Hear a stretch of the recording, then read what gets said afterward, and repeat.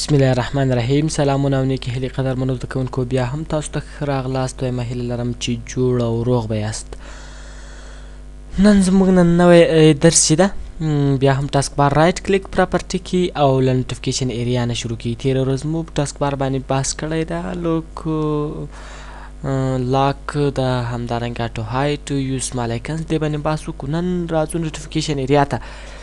خو له دې نه مخکې هیله کوم چې زموږ یوټیوب چینل درسره سبسکرایب کړی وي، ویډیوګانې لایک او شیر کړئ تر څو نور زده کوونکي هم ترې برخمن شي.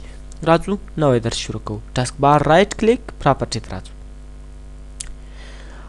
په پراپرټي کې نن نوټیفیکیشن ایریا لکه څنګه چې په لومړنیو درسو کې هم وویل چې همدا ساحه له لانګویج نه تر همدې چې پورې د نوټیفیکیشن ایریا په نامه باندې یادېږي، چې موږ ته د شیانو په اړه د ژبې بهترین نیټورکینګ او همدارنګه د والیوم اکشن سنټر د همدې په اړه باندې موږ ته معلومات راکوي. تاریخ ساعت د نوټیفیکیشن ایریا ویل کېږي. نوټیفیکیشن ایریا دلته یو بټن لري د کسټمایز په نوم باندې، په دې باندې کلیک کوو، موږ ته یو مکمله صفحه خلاصي. که څه هم دا موږ په کنټرول پینل کې بیا هم موږ ته په مخ راځي نوټیفیکیشن ایریا آیکنز په نوم باندې. کنټرول پینل ته راځو، نوټیفیکیشن ایریا آیکنز دلته هم موږ لرو چې دې لارې هم را خلاصولی سو. نو نوټیفیکیشن ایریا آیکنز ته چې موږ راسو، په دې کې د آیکن نوم لیکلی ده، پاور نیټورک په همدې شکل باندې دا موږ کولی سو. څو حالته یې لرو. اول حالت ده شو آیکن اینډ نوټیفیکیشن، هم آیکن راته وښیي هم د همغه نوټیفیکیشن راته وښیي. هایټ آیکن اینډ نوټیفیکیشن، ما آیکن راته ښیه او ما هم د همغه نوټیفیکیشن، یعنی هم آیکن رانه پټ کړه او هم د هغه نوټیفیکیشن پټ کړه. او که چیرې درته وایم چې شو انلی شو نوټیفیکیشنز، فقط چی راته وښیه؟ نوټیفیکیشنونه فقط راته وښیه، نور شیان مه راته ښیه. نو دې لارې کولی سو. که چیرې زه پاور ته راسم او شو آیکن نوټیفیکیشن هغه معلومات مثلا د بیټري کوم مسیج چې موږ ته راکوي، یا وایي بیټري ټکه سوه، یا وایي بیټري کې برق نسته، هماغه نوټیفیکیشن. که چیرې ورته شو آیکن نوټیفیکیشن، په دې صورت کې که چیرې ما په کمپیوټر کې برق خلاصېږي نوټیفیکیشن هم د بیټري راکوي، او که چیرې نو دا په خپله آیکن یې هم راته ښیي، یعنې دا بیټري شکل هم راته ښیي. که چیرې زه ورته وایم چې هایټ آیکن اینډ نوټیفیکیشن، آیکن نوټیفیکیشن یې دواړه پټ کړه، اوس نه آیکن راته ښیي او نه هم کوم نوټیفیکیشن راکوي. مثلا اوس آیکن خو یې داسې ده پټ، خو کوم نوټیفیکیشن چې ده هماغه هم نه راته ښیي. یعنې که بیټري پکې برق نه وي یا په دې شکل باندې کومه غلطي پکې رامنځته سي، نو بیا موږ ته نوټیفیکیشن نه راکوي، داسې نه راته وایي چې مثلا مسیج نه راکوي. نو که چیرې زه ورته وایم چې نه only show notifications، فقط چی راته وښیه؟ نوټیفیکیشنونه راته وښیه، نور شیان مه راته ښیه. بیا په دې صورت کې که چیرې زه په دې باندې کلیک وکړم، آیکن یې اوس نه راته ښیي، شکل یې نه راته ښیي. دلته یې شکل شته، خو کوم نوټیفیکیشن مثلا که برق نه وي، بیټري خلاص سوي په دې شکل باندې،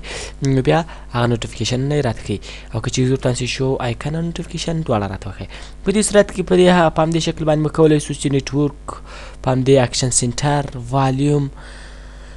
کوم پرنټر چې ده، یا مثلا په دې شکل باندې انټي ویروس او د انټرنیټ ډاونلوډ منیجر، په دې شکل باندې دا ټول موږ کولی سو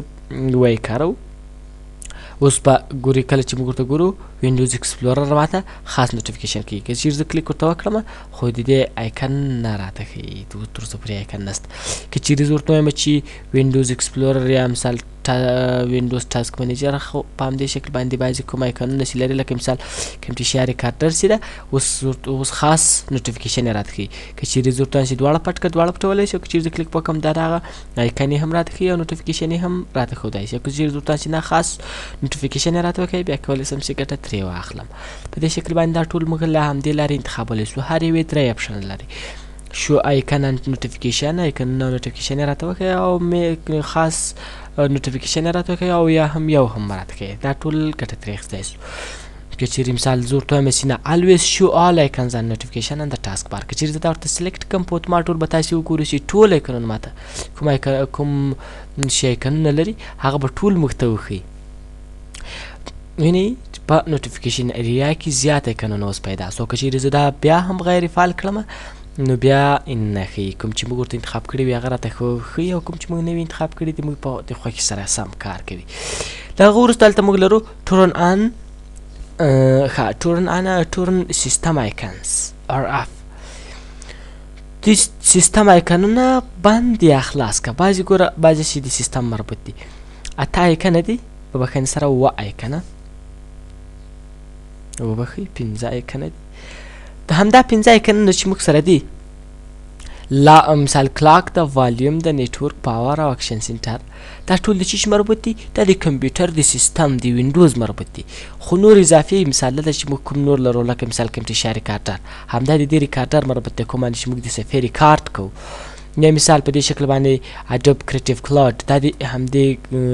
کریټیو کلاود یا د اډوب کمپنۍ د کوم پروګرامونه چې موږ انسټالو دي همغه مربوط ده نو په دې شکل باندې دا بعضې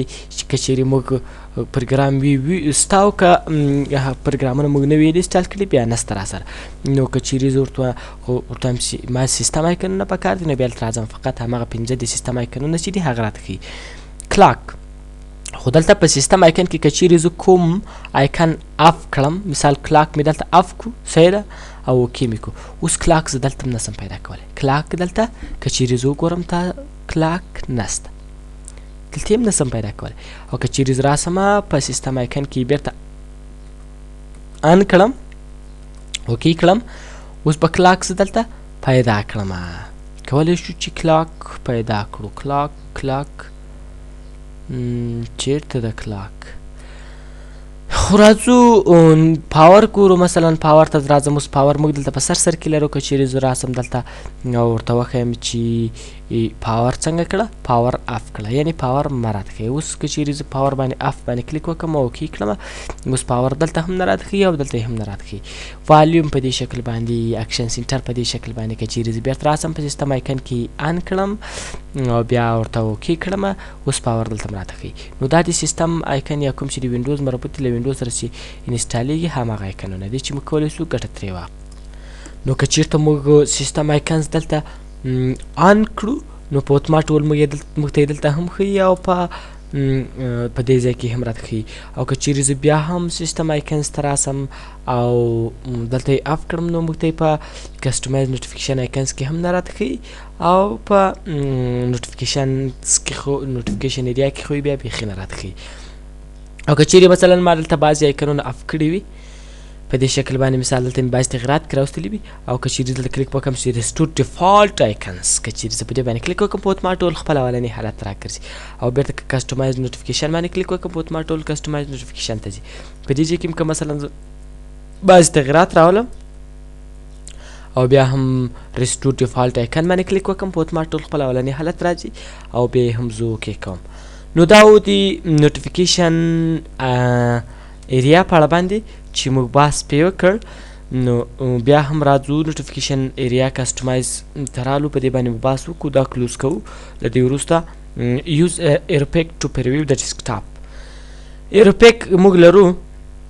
په ډیسکټاپ باندې په بخښنې سره په ټسک بار باندې دا ساحه د ایروپیک په نوم باندې یادېږي اوس که چیرې زه په ایروپیک باندې ودرېږم ما ته ټسک بار نه ښیي مثلا ما کمپیوټر مې راخلاص کړی زه په ایروپیک باندې ودرېږم ما ته ټسک بار ډیسکټاپ نه ښیي که چیرې زه دا کلوز کړم او یوز ایروپیک فعال کړم دا اپلی کړم اوس که چیرې زه په دې باندې ډبل کلیک وکړم راخلاص یې کړم که چیرې زه په اتومات ډول ایروپیک ته راسم کلیک نه پې کوم کلیک کول شرط نه دي کلیک نه پې کوم دلته که یوازې وهم درېږم یوازې موز ورته راولم په اتومات ډول ما ته ډیسکټاپ ښیي